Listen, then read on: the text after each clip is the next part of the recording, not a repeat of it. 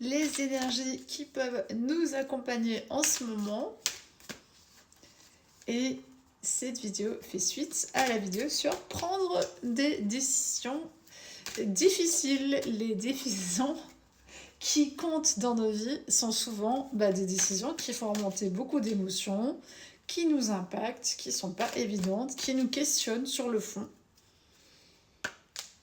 et pour lesquelles on peut faire appel à notre guidance interne. Ce lien vraiment de communication intérieure avec, numéro 1, sa base de sécurité, son poste de commande personnel, si tu veux, eh bien, il est super urgent, essentiel. Il faut qu'il soit impeccable, ce lien-là, parce que souvent, on se laisse dériver, en fait, par d'autres choses, et nos décisions ne proviennent pas forcément de cette guidance intérieure. C'est tout le travail un peu de défrichage et de découverte de soi qu'on fait au fur et à mesure des années, de se rendre compte que certaines décisions qu'on a prises, finalement, est-ce qu'elles émanaient réellement de nous ou d'espaces qui étaient blessés, qui étaient contractés, de mémoire, de choses qui finalement n'étaient pas pour notre plus grand bien. Et c'est l'idée d'aller vers vraiment ce qu'il y a de plus précieux pour toi dans ta vie. Si je prends mon exemple, je vais reprendre l'exemple de la peinture parce que je le trouve vraiment cool. Moi, j'ai toujours aimé dessiner, faire des choses colorées, etc. Prendre des photos aussi. J'ai pris énormément de photos. J'ai même fait un mémoire en photo. Donc le visuel, c'est quelque chose que j'aime beaucoup. Et j'ai eu énormément de joie à peindre pour mes 2 jeux. Ça aurait pu s'arrêter là, mais non, j'ai eu envie, j'ai ressenti l'élan de faire d'autres toiles, des toiles d'âme, des toiles d'arbres, des toiles de planètes, et beaucoup de choses qui, moi, m'appelaient. Cet élan-là, il provient d'une vraie créativité, de quelque chose, d'une guidance, tu vois, d'une direction interne qui était nécessaire pour moi, qui m'a vraiment permis d'enraciner ce lien entre la matière et la lumière et d'établir une connexion très profonde dans ma guidance, dans mon être. Donc c'est des espaces vraiment de plénitude, de création pure, de connexion que je me suis offerte et qui ont donné lieu à des productions visibles qui enchantent certaines personnes et d'autres moins, mais ça c'est le jeu.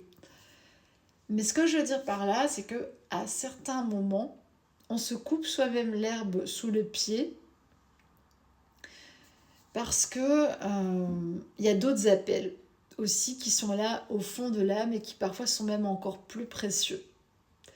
Pour moi, il y a cet aspect de préserver la planète au jour d'aujourd'hui qui est urgent.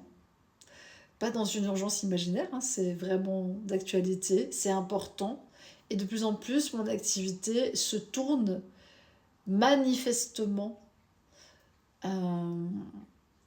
vers ce recodage-là et vers aussi de l'accompagnement de personnes, de projets, de semeurs d'étoiles, de personnes qui ont vraiment envie de faire des choses qui les rendent heureux, libres et qui aussi apportent quelque chose de puissant dans la communauté. Et je pense que voilà, on n'a pas tous les mêmes qualités d'appel intérieur et aussi le même téléphone, si tu vois ce que je veux dire. Je vois qu'il y en a encore qui ont le téléphone à fil. Donc parfois l'appel de l'âme, il peut être confondu avec des désirs annexes ou avec des fantasmes ou avec des manques qu'on va assouvir. Et honnêtement, c'est très fin. C'est très subtil. Et parfois, il faut de l'aide pour dénouer ça. Et ça peut prendre un temps pour se recentrer et se dire, mais moi, de base, vraiment profondément dans ma nature, mon appel, je le connais. Mon appel principal. Et j'ai envie de répondre à ça aujourd'hui, tu vois. Tout ça pour te dire que moi j'œuvre pour le vivant depuis toujours, mais que ça devient extrêmement prégnant, puissant Et avec mes œuvres, j'ai essayé de montrer la beauté de la nature, en quoi elle était importante, en quoi notre lien à cette nature profonde, que ce soit le cosmos, que ce soit nos arbres, nos animaux, etc., qui sont là avec nous sur cette terre, sont utiles, précieux.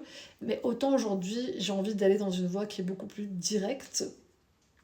Alors certes, je pourrais me dire, je vais aller faire des fresques dans le monde entier pour dessiner des animaux, pour dessiner des arbres, et faire en sorte que les gens voient, tu vois. Et en même temps, j'ai aussi cet appel à changer de métier. Et ça fait un moment que c'est là, tu vois. Et je sais que j'ai besoin de développer d'autres capacités là maintenant, et donc j'ai besoin de renoncer à ce qui était pour écouter la guidance qui est là maintenant. Et c'est ça qui est pas facile, c'est que parfois, oui, on a eu des guidances, on a eu des impulses. Tu vois, moi j'ai eu vraiment littéralement deux accouchements de deux jeux énormes. Je suis encore en train de travailler sur le deuxième. Je prépare le roman du premier.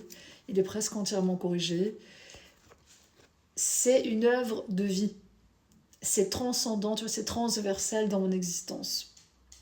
Mais c'est de là à en faire un métier principal, tu vois, à faire reposer toute ma sécurité dessus. Pour moi, ça a été dangereux à certains moments. Ça m'a demandé d'être une équilibriste et autant ça a pu m'amuser un temps, autant je suis sortie des lignes, autant j'ai fait des cascades et plein de choses que j'ai trouvé très amusantes. J'ai appris énormément pendant toutes ces années. Autant aujourd'hui, je vois les choses différemment parce que je suis revenue à une simplicité d'être, une envie de vivre tranquillement, de pouvoir aussi me délester de certaines choses, de pouvoir enseigner de manière vraiment très directe, des choses qui pour moi ont du sens. Voilà pourquoi aujourd'hui je ne vends pas spécialement mes jeux, mais je fais des tirages avec, j'explique les concepts qui sont derrière, parce que dès le départ, pour moi, ce sont des enseignements. J'aurais pu juste faire un livre en fait, avec des chapitres et des peintures. Mais j'aime le côté jeu, ça a tout son sens dans la numérologie, j'aime ça. Et je trouve que c'est très puissant d'avoir un jeu avec lequel tu peux interagir pour affiner ta guidance interne justement, tes ressentis et pouvoir apprendre à mieux te connaître. Mais ceci étant dit, je vois un dragon, tu vois, dans le ciel, c'est assez amusant. Je sens que là, chez moi et chez plein d'autres personnes, c'est ouvert une porte qui est énorme et qui me demande de prendre une place que je n'ai encore jamais prise à l'avant-plan et dans un domaine de pointe. J'en dirai pas plus pour l'instant, mais ça fait des années que je fais des recherches sur certains sujets et effectivement, je sens que je vais pas dire que j'ai joué au bi parce que c'est faux, parce que même dans mes toiles, il y a des choses très puissantes qui se passent quand je fais des connexions d'âme, etc. Mais je pense que l'échelle, elle est encore trop réduite à mon goût. Et surtout, par rapport à ce que je ressens, que moi j'ai besoin d'accomplir, qui n'est plus un accomplissement personnel, même si forcément je me sentirai accomplie parce que ça aura du sens pour moi, tout simplement, voilà. Mais qui est quelque chose qui est encore plus transcendant. Et donc, on revient à l'humain, tu vois, on revient